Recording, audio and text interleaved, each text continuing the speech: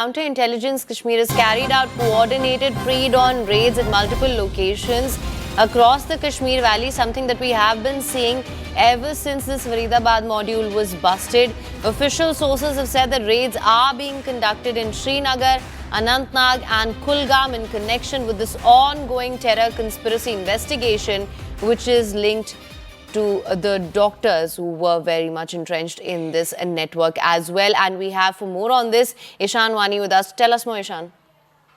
Yes, there are raids which are going on since the morning hours. These are pre-dawn raids where searches are being carried out in the premises of one of the biggest emergency care hospital run by the government called SMHS Hospital. A team of CIK men have reached these locations in Anantnag, in Kulgam, and in Srinagar, where searches are being conducted on those who they have apprehension about could be glorifying these activities of terror, and can be also potentially trying to, fume it further. And that's why these raids are being conducted. But CIK has registered a separate case to deal with this entire matter. There are raids going on at the residence of a doctor in Kulgam. There are raids taking place in Srinagar's SMHS hospital. And these raids are being conducted to check thoroughly about their credentials, about their activities, particularly after what we saw unfold in Delhi, and the sort of white collar terrorism cases, quote unquote, that have emerged out of these particular raids followed by the Delhi blast case. But yes, there are extensive raids being carried out by the J&K police and CIK wing of the J&K police to ensure that anyone who is trying to glorify or anyone who is trying to, create a wedge between the people of Jammu and Kashmir, or that most try to derail the atmosphere of peace in Jammu and Kashmir, is dealt with an iron fist. And that seems to be the policy of the center as well as the J&K administration as well. Right, Anshul, let me just come back to you just on what Ishan said as well. We're actually just exploring the different nodes of this web. We're talking about Mao, we're talking about the raids that are happening in, of course, J&K as well. And we were also talking about the searches which are being carried out in the Al-Falah University main offices in Delhi.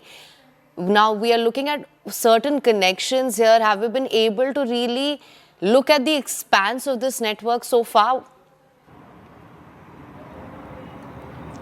Well, yes, the entire expanse of this white-collar terror network is something that is being investigated by the NIA at this point in time. And remember, 2 arrests have already been made by the national investigating agencies pertaining to the manner in which the blast happened outside the Red Forts on 10/11. 2 arrests have been made by the NIA, and the exact expanse of this nexus is something being looked at. We have seen over the past 1 week that agencies, specifically state agencies, have gone and have taken custody of several people who were even remotely connected to all these white-collar terrorists who have now been arrested by the Jammu Kashmir police. And the entire investigation to find out the exact roots and expanse of this entire white-collar terror nexus is something that is still under investigation. On the other hand, the other agencies, the financial agencies, have also started to carry out searches and have also registered cases to figure out that how did Al-Falah University over the last 10 to 15 years get such a huge amount of funding, and how did it eventually transform from a small clinic to a 370-bed hospital along with a 70-acre of sprawling campus in Faridabad. This is something that is very, very dubious, and this is something that is being looked at by the agencies in a separate investigation as well. So over the next few days, as the NIA is carrying out a detailed probe into the Delhi blast that happened, it is very, very likely that more and more arrests would be made in this entire matter, which could eventually actually tell us the exact expanse of this entire white-collar terror nexus and how deep-rooted was it within our country. That is something that is being looked into by the NIA. Right, absolutely. And of course, the ED has registered a PMLA case against the Al-Falah University as well. The records so far for which remain rather dubious, and there's lots to be uncovered and unpacked there as well. So what can you tell us about that, Anshul? Well, yes, if you look at the entire funding that has happened of the Al-Falah University, in fact, the initial case that was registered, the initial FIR that was registered by the Delhi police themselves. After the initial interrogation that happened with the administration of Al-Falah University, they got to know that the manner in which the dubious these funding has come in, that should be investigated. Taking forward this FIR, has now been converted, or the Enforcement Directorate has now registered a separate ECIR in this entire matter. and they have now started an investigation. Now remember, there are several claims that have come to the fore which needs to be investigated at this point in time, that Al-Falah University was in fact getting funding from people who were sitting in the Middle East, and there was a constant flow of funds that was being received by them. Apart from that, there are other people who have been involved in giving high amounts of funds to Al-Falah University. They are also being raided this morning. So the Enforcement Directorate now wants to find out that who were the people who were funding this university. Was the funding being done according to the laws that have been made by the government? If at all foreign funding has come in, did it come in the right manner? Did it go to the right bank accounts? And eventually, did this money got utilized in the development of the university, or was it utilized in some other purposes as well? So all this will be investigated over the next few days. At this point in time, it's just a case that has been registered, and the preliminary investigation and searches in this entire matter has just been taken up by the Enforcement Directorate. Right, Ishan, let me just come to you as well. As Anshul mentioned, this the entire white-collar nexus that we're seeing, and that's something that we've been discussing as well, the whole urban and white-collar nature of this entire terror network. However, albeit shocking, it's not new or unprecedented. To that end, I want to ask you, does it really differ all that much from other commonplace terror structures that we do see? Well, not much. We have seen there have been global cases, if you see, of highly educated, those who are professionals being lured in by Al Qaeda or any other network. There are hardly any differences. The difference is that here we are told that, quote unquote, India is your enemy. And there you're told that it's about attacking a force which is against Muslims. So that is one of the key differentiations. But all of them have been lured by this global jihad call. And that's why you see that in Kashmir, though there have been in the past also highly educated person who have joined these ranks and have fallen prey to the call of these handlers or those who are trying to instigate them. And that's why you're seeing that there's a wider crackdown on the ecosystem. The government has been constantly saying there's a need to, go hard against the ecosystem, and this is precisely the ecosystem they have been talking about. The ecosystem which helps to, further deepen the difference, further deepen the mistrust between the government and people, further deepen the mistrust between the center and the people of Jammu and Kashmir. And that's why they are saying that there's a need to deal with this ecosystem. That's why you're seeing from 2019 onwards, even before that, the NIA, the CIK, the CI, other agencies are trying to raid multiple times those who have been in the past responsible for creating a situation in Kashmir where people have lost their lives, where people have taken up arms.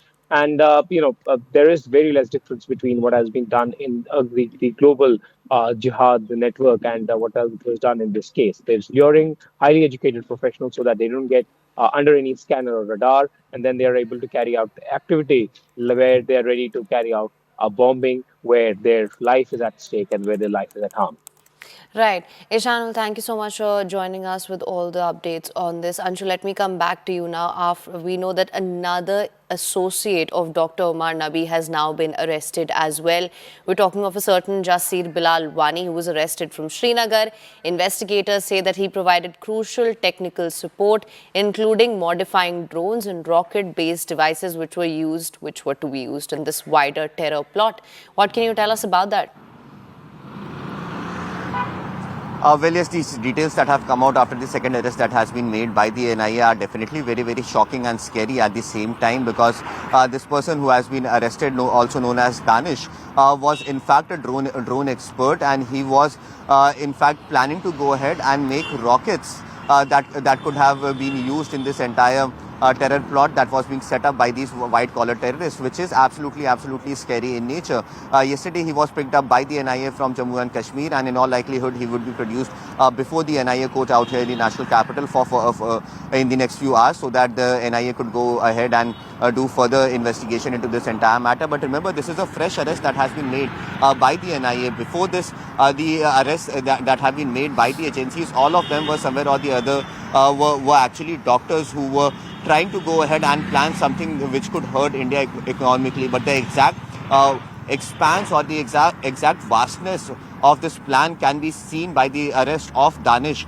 as he was a person who was given the job to actually go ahead and make rockets so that different places in India could be attacked. It actually tells the kind of mentality and the kind of attack that these people were planning. We already know that more than 3,000 kilos of explosive materials were recovered from Faridabad itself. The manner in which these seizures have happened and the manner in which the people who were involved in this nexus or were tasked to give their inputs in this nexus, if that can be studied, it can actually very clearly tell you that how these people were not only trying to go ahead and carry out one or two instances of terror activities out here in our country, but the larger plan that was under operation or the larger plan that was being made was to hurt India at different places at the same time, be it the recce that they had done of several MNCs out here in Delhi-NCR, be it the roads that they were selecting to go ahead and carry out these blasts so that India could hurt economically. The impression of India amongst the business,